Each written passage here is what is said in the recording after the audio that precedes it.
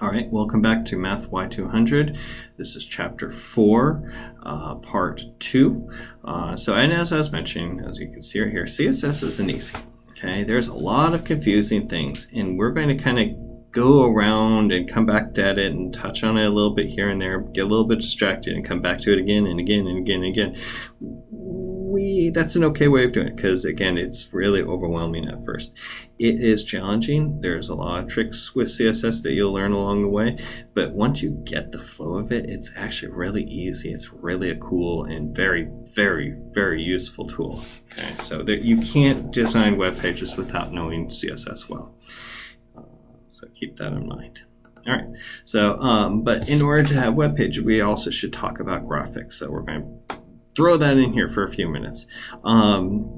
So every web page, almost every web page out there consists of pictures and images. Now, some older web pages, like when the web was first invented, there were a lot less pictures and they were less important. These days, they're riddled with pictures and sometimes overdone. So I want to be careful, find that balance. I've seen web pages that are all flash and have tons of pictures and they're really limited content. You want to have some balance between just selectable text and images.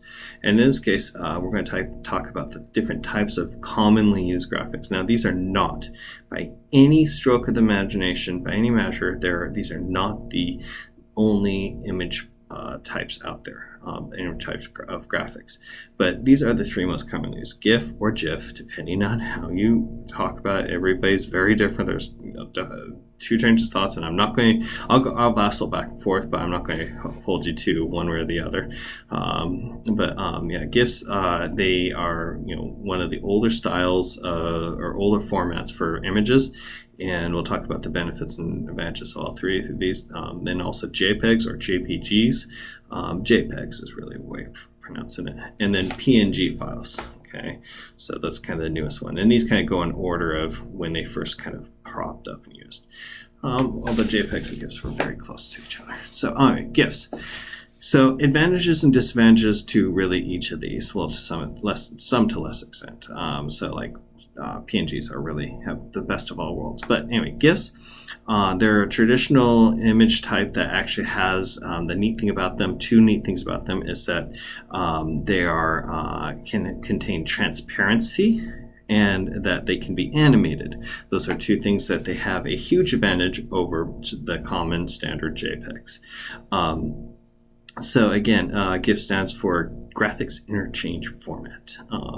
They're really better for drawing areas. Like these are line arts right here. This right here, this right here. Less useful for, or less preferred for images and pictures. Okay, that's where JPEGs really come in and find the balance. And part of it is that when it gets compressed, it doesn't do as good of a job on pictures, and JPEGs don't do as good of a job on just line art and drawings and stuff like that. Also, GIFs historically have only had a maximum of 256 colors, which is usually enough for any sort of drawing. But for pictures, you lose quality pretty quickly when you bump it down to just 256 color. One of those 256 colors can be set as transparent. It can be any color, and that's the cool thing. So transparent just means that if this color is set as transparent, this whole area here is one color and it's set as transparent. As long as it's not used anywhere else in the that color is not used anywhere else in the picture, then the background is what we see instead of the actual text or the actual picture. So it's dependent on the browser to display it properly, but almost all browsers do. It's pretty cool. And then animated, you all have seen animated GIFs. I mean, heck, if you have iPhone or a Droid smartphone, you could use Google Board and easily insert animated GIFs very often. They're very, very common these days. But yeah, it's a fun little feature, but also really overused and obnoxious too. It is a lossless compression, which means that every time you save it, if you open it up, save it, make a subtle change, save it, you don't lose the information. Whereas JPEGs, each time you open it up, change something, save it, you actually start deteriorating quality. And that is an important factor. Okay.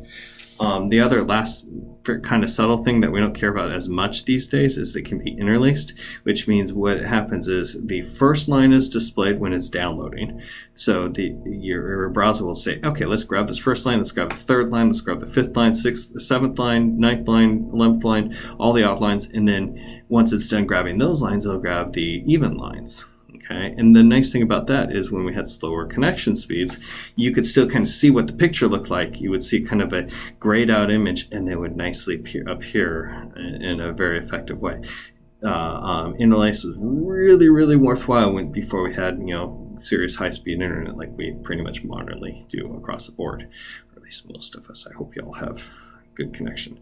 So GIFs were very useful in the past. Less important these days as far as the interlace by any measure. JPEGs, they're the next one, kind of complement to a GIF. Joint Photographic Expert Group, that's a really long thing. But basically JPEGs allow you to are best used for pictures. They're really great. Most cameras and mobile devices take pictures and store them as JPEGs. Not all JPEGs are the same.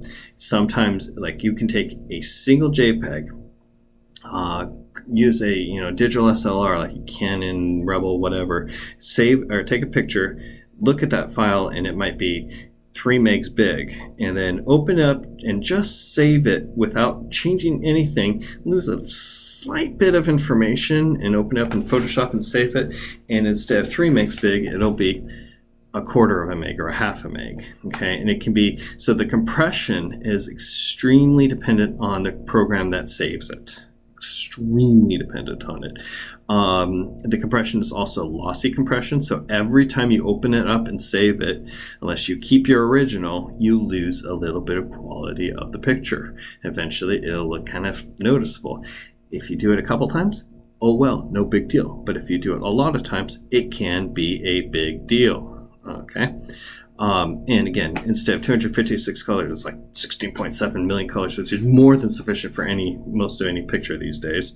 It can't usually not animated or transparent. Modern ones kind of break this trend. Modern formats, there's some new versions of JPEG, but they're not really widely acceptable or accepted. And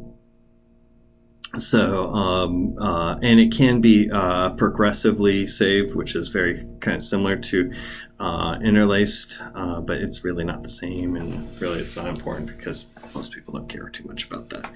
But the big one is PNG. This is the one you need to start getting used to. You're going to see a lot less JPEG and GIFs out there. Some people store pictures in GIFs, and some people store line art and drawings in JPEGs, and they shouldn't, but regardless, it happens. But there's advantages and disadvantages to each format. One's really good for line art, one's really good for pictures. One has interlace, one doesn't. One has all these different things. PNG kind of bridges the gap. So PNG stands for Portable Network Graphic. Okay, and again, just like JPEGs, it can support millions of colors, which is the best of that world. It can support transparency, even multiple levels of transparency, but really you only use one for any web page, so that weird multiple levels is irrelevant, but still one level is more than sufficient usually, which is pretty cool. Again, it has interlacing, it uses a lossless compression unlike JPEG, so it's kind of the best of both versions, and the support for this is staggeringly growing quick, and by the time this class is offered a couple years from now, you won't see JPEGs and GIFs nearly as often. So it's common, it's used, it's good. So when you're putting an image in a web page, there are a couple of things you can do. The easiest way of including an image is using the image element. IMG, not IMAGE, image, short, or IMG, short for image. And then you had to tell it where the file is. So just like we had a href source, which we'll talk about a lot more in the next chapter, I believe, we have the image, and the source equals whatever that picture is. Okay, and make sure you spell it right. If you use JPEG, use JPEG. If you use JPG, use JPG. Okay. And this doesn't actually take that picture and put it into your HTML. It just tells the browser, hey, there's an image here, go grab it from that file. And this has to be relative to that, or this is, in this case, a relative to that HTML file. So dog.jpg has to exist in that same folder. Okay, so it's very important. And you could do an absolute path, but we try and avoid that and try and use relative paths whenever possible because they make for updating things a lot better. We'll talk a lot about this alt, but this gives me, in case the text picture can't display, in case this link gets broken, it'll say dog at computer instead. Okay, this alt is also extremely important and useful for accessibility for blind or visually impaired or any number of various other accessibility aspects. Every time you do image, you should always do alt. It should be something just descriptive. In this case, dog at a computer, because guess what? This is a dog at a computer. This height and width, we're going to talk about this a lot, and I really don't want you to specify the height and the width, one or the other. When you do height and width, there's frequently you'll get what's called you get this distortion. The image will either look too long or too wide because your aspect ratio is off. Meaning that the original picture is a certain width and height, and if you don't keep that that ratio between the width and the height, it'll look skewed. So that's not a good thing. We're trying to avoid that. Okay. We'll come back to accessibility in just a moment. All right, so we're going to pause.